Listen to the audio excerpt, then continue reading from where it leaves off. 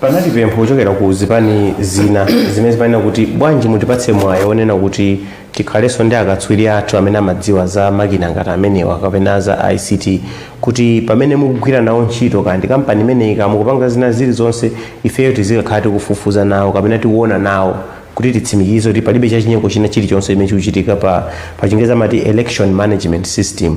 Inuyo mukhoza kuvomera zimenezo?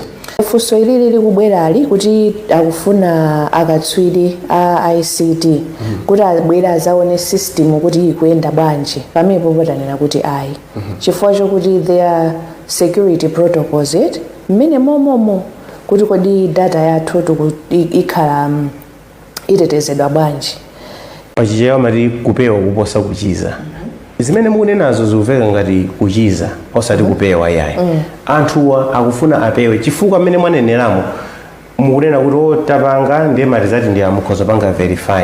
Tinene kuti atati papezeka vuto pamene papa ndiye kuti mufunika kuti mubwererenso kuti muchitenso pamene anthu zimene akuyimphaniza kuti tizionera limodzi kuti ngati pali chinthu cholakwa chimene tikuchiona chokayikitsa tikonzerere nthawi imeneyo kuti matizati amene akatuka mapeto akhale kuti ndi ovomerezeka mwina susi tikafunikanso panganso verify ifatiza kuti imene timapanga izi ife tikuzidziwa zayenda chonchi koma zimene kunenazo kumapeto anthu atati akapanga flag ma issues kuti apa sitikuonapo bwino apa sitikuonapo bwino inu ngati electoral commission ndinokonzeka kuti mukabwerezenso ntchito imeneyi.